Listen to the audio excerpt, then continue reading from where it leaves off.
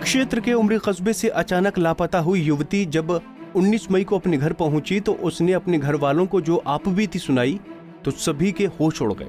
उसने बताया कि जिन लोगों ने उसे अगवा किया था उन्होंने पहले नशे के इंजेक्शन दिए, उसके बाद दुष्कर्म किया।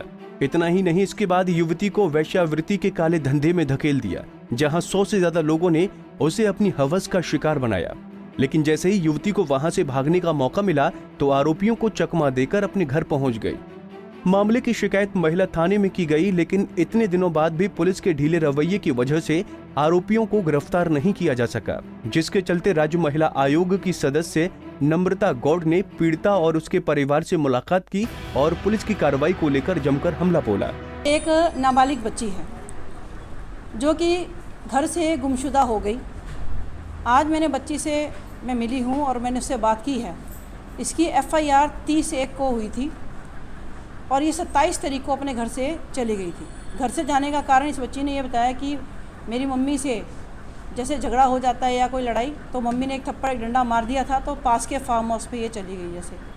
तो वहाँ पर जो बिंटू है उसके पिताजी वहाँ पर थे, जिन्होंने कि बिंटू को बुलाया, जो एक लड़का है फार्म हाउस पे जो भी जिनके यहाँ ये काम करते हैं।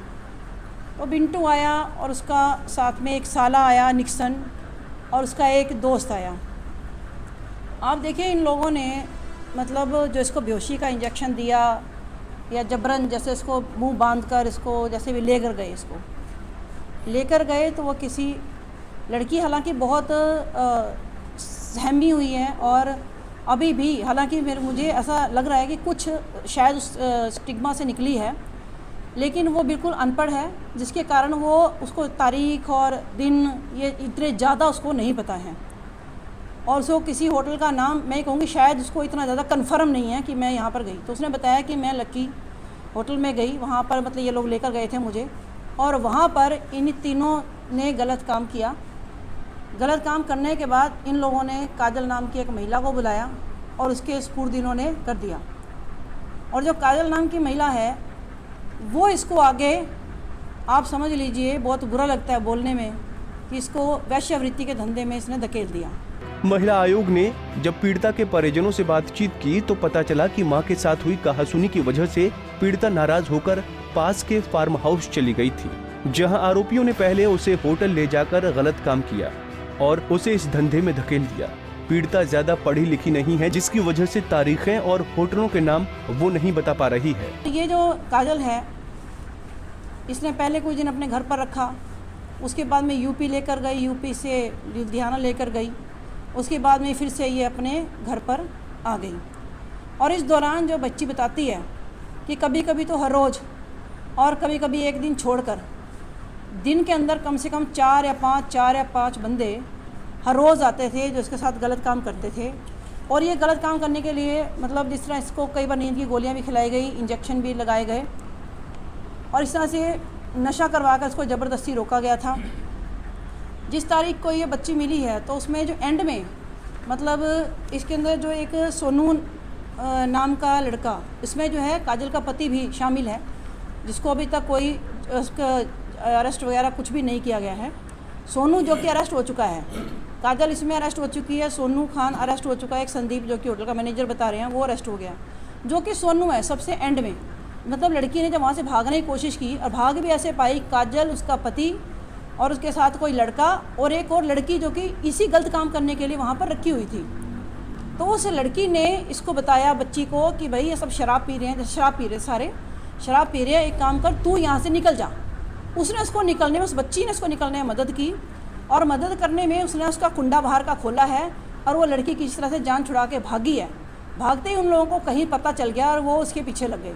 और पीछे लगने पर जो भी सोनू नाम का व्यक्ति है उसको कॉन्टेक्ट किया गया काजल ने जैसे भी, तो उस व्यक्ति ने उसको पकड़ा और वो अपने साथ ले गया और उससे कहते खेड़ा कोई वहाँ पे है, तो गणेश कॉलोनी है कोई, वहाँ पे खेड़ा होगा, तो वहाँ पर इससे कोई शादी के नाम पर जैसे हार गले में पहना दिया और सिंदूर लगा दिया। इसने कहा कि मैं शादी नहीं मानती, मेरी कोई शादी थोड़ी है, तुम्हारी बीवी है, पहले तुम अपनी बीवी को बीवी बनाओ, मुझे शादी कोई शादी नहीं है ये। तो उसने जबरदस्त शादी की।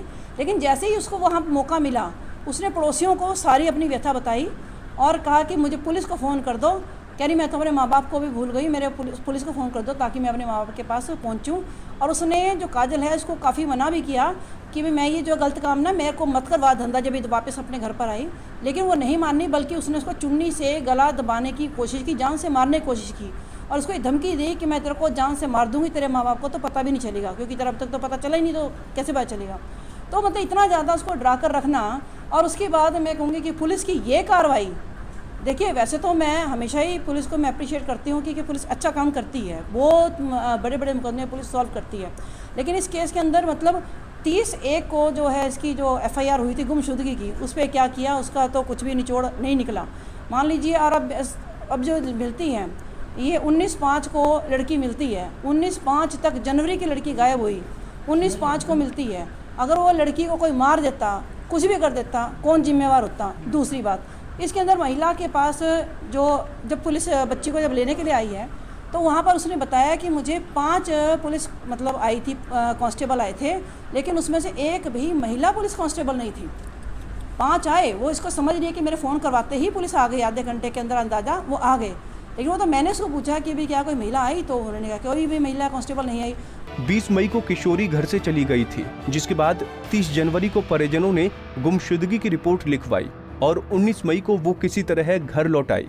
लेकिन इस दौरान पुलिस पूरी तरह से फेल साबित हुई। लेकिन इसके बाद भी पुलिस अभी तक सभी आरोपियों तक नहीं पहुंच पाई है, जिसके चलते नम्रता गौड़ ने कहा है कि पुलिस कछुए से भी ज्यादा धीमी चल रही है। ऐसे में अब देखना होगा कि महिला आयोग के सामने आने के बाद पुलिस पीड़िता को कितना जल्दी इंसाफ दिलवा पाती है।